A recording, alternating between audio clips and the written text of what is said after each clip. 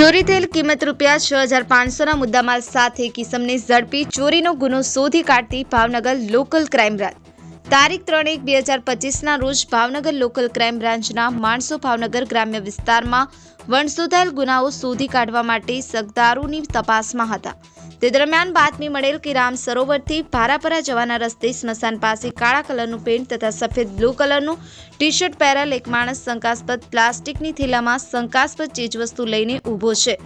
જે બાતમીના આધારે બાતમીવાળી જગ્યાએ આવતા વિશાલ ઉર્ફે વિસલો જયંતિભાઈ મકવાણા ઉંમર 23 ધંધો મજૂરી તળાજા હુડાઈ કંપનીનો LCD ટીવી નંગ 1 કિંમત ₹2500 ફિલિપ્સ કંપનીના સ્પીકર સેટ નંગ 1 કિંમત ₹1000 ડેલ કંપનીનું કોમ્પ્યુટર મોનિટરિંગ નંગ 1 કિંમત ₹3000 મળી કુલ 6500નો મુદ્દામાલના મુજબની ચીજવસ્તુઓ સાથે હાજર મળી આવેલ। તેઓની પાસે રહેલ ઇલેક્ટ્રિક ચીજવસ્તુઓ અંગે આધાર પુરાવા હોય તો રજૂ કરવા કહેતા તેઓએ કોઈ સંતોષકારક જવાબ આપેલ નહીં। આ ચીજવસ્તુઓથી ક્યાંકથી ચોરી અથવા તો છળકપટથી મેળવેલ હોવાનું જણાવતા શક પડતી મિલકત તરીકે કબજે કરવામાં આવેલ।